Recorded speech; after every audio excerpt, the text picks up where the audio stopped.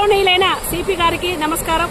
మరి ఇవాళ ఈ గుంపుల చెక్ డ్యాం దగ్గర ఉండడం జరిగింది. మన నిన్న సాయంత్రం ఒక అక్క వచ్చి మరి ఇక్కడికి వచ్చి మా ప్రజా ప్రభుత్వం పైన, మా ప్రజా పాలనమైన, మా గౌరవ ముఖ్యమంత్రి మా రేవంత్ అన్న పైన ఇష్టానుసారంగా మాటలు మాట్లాడింది. మరి ఇవాళ ఈ బాంబ్ బ్లాస్ట్ కారణం మరి మా కాంగ్రెస్ ప్రభుత్వం అంటుంది. మరి ఇక్కడ బాంబు బ్లాస్ట్ అయినట్టు మరి ఆమెకెట్లా తెలుసో మాకైతే తెలియదు. కానీ మరి ఇక్కడ మరి నిన్న కూడా పొద్దున వచ్చి మా హుజరాబాద్ ఇన్ఛార్జ్ మా ప్రణవన్న కూడా ఇక్కడికి విజిట్ చేయడం జరిగింది.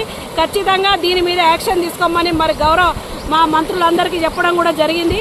మరి ఇక్కడ ఏం జరిగినా కూడా సిపి గారు మీకైతే చెప్తున్నా, ఎవరు దొంగలైనా ఖచ్చితంగా వాళ్ళకి శిక్ష పడాలి. ఎందుకంటే ఈ ప్రజా ప్రభుత్వం వైపు మరి ఇష్టానుసారంగా మాట్లాడుతున్న పావని గౌడ్ మీద కూడా మీరు యాక్షన్ తప్పకుండా తీసుకోవాలి.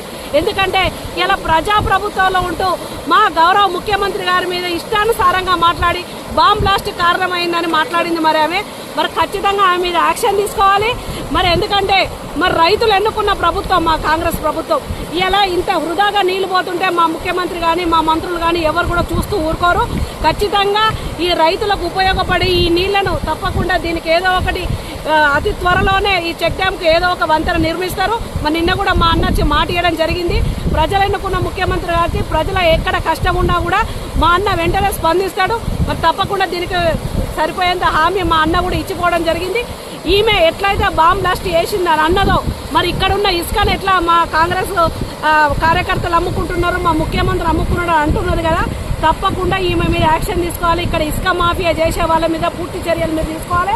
ఇక్కడ ఇసుక మాఫియా కానీ ఈ బాంబ్ బ్లాస్ట్కి సంబంధించిన వ్యక్తులు ఎవరున్నా ఖచ్చితంగా కఠినంగా శిక్ష చేయాలని ఈ ఊరి ఆడబిడ్డ వరకు జై హింద్, జై కాంగ్రెస్.